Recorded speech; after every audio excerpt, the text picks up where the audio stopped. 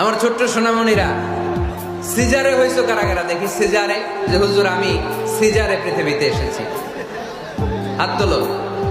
কয়েকজন হাত তুলছে, মাশাআল্লাহ, ঠিক আছে, অসুবিধা নেই, হাত নামাও।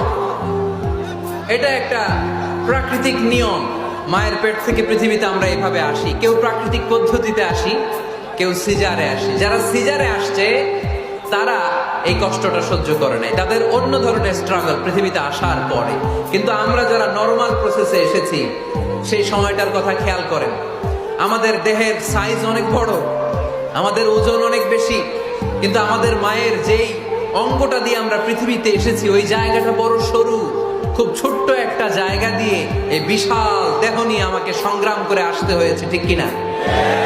এবং এটা ল্যাবরেটরিক্যালি প্রুভড, সায়েন্টিফিক্যালি অ্যাটাস্টেড যে এটা একজন বাচ্চার জন্য, নবজাতক নিউ বর্ন বেবির জন্য খুবই স্বাস্থ্যকর, খুবই হেলদি। কারণ এই ছোট্ট জায়গাটা দিয়ে, মায়ের ওই ছোট্ট অঙ্গ দিয়ে আমরা যে পৃথিবীতে আসি, আমাদেরকে একটা চাপ সহ্য করতে হয়। ওই চাপের কারণে আমার নাকের ভিতরে, কানের ভিতরে যে ধরনের দূষিত গ্লিসারিন আছে, পদার্থ আছে, এগুলো সব বের হয়ে যায়। আর এই প্রচন্ড চাপটা আমাদের দেহটাকে কর্ম সহিষ্ণু হয়ে গড়ে তুলতে সাহায্য করে। কোন সুবহানাল্লাহ। সেই দিন আমরা স্ট্রাগল করে পৃথিবীর বুকে এসেছিলাম। যেদিন মায়ের পেট থেকে যুদ্ধ করে আমাকে পৃথিবীতে আসতে হয়েছে, ওই দিন আমার কান ছিল? এখনকার মতো কানের শক্তি ছিল? এখন যে হাতে শক্তি, ওই শক্তি ছিল? ওই কঠিন পরিস্থিতিতে যদি আমি সংগ্রাম করে টিকে থাকতে পারি, বর্তমান সময়ে আমাদেরকে কেউ আটকায় রাখতে পারবে না, পারবে না। ইন্নাকা কাদিহুন ইলা রাব্বিকা কাদহান ফামুলাকি। আল্লাহ বললেন, ও বনি আদম, তোমাকে কষ্ট করতে করতে আমার কাছে আসতে হবে। আবার আল্লাহ বললেন, লাকাদ খালাকনাল ইনসানা ফি কাবাদ।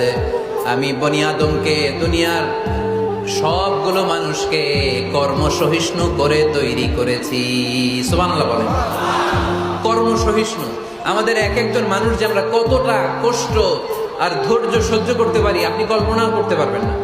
নর্মাল প্রসেসে আমাদের মা যেদিন আমাদেরকে ডেলিভারি দিয়েছিলেন, তখন আমাদের মা 57 ইউনিট প্লাস।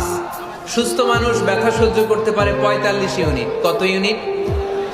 কিন্তু আমাদের মা যেদিন আমাদেরকে দুনিয়ার বুকে এনেছিলেন, সেদিন আমার মা, আপনার মা ব্যথা সহ্য করেছিল 57 ইউনিট প্লাস, 57 ইউনিটেরও বেশি। এই ব্যথাটা সাধারণ কোনো ব্যথা নয়।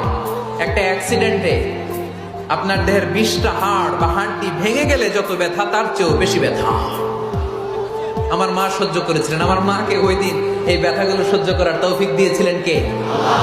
তাহলে কি পরিমাণে কষ্ট সহিষ্ণু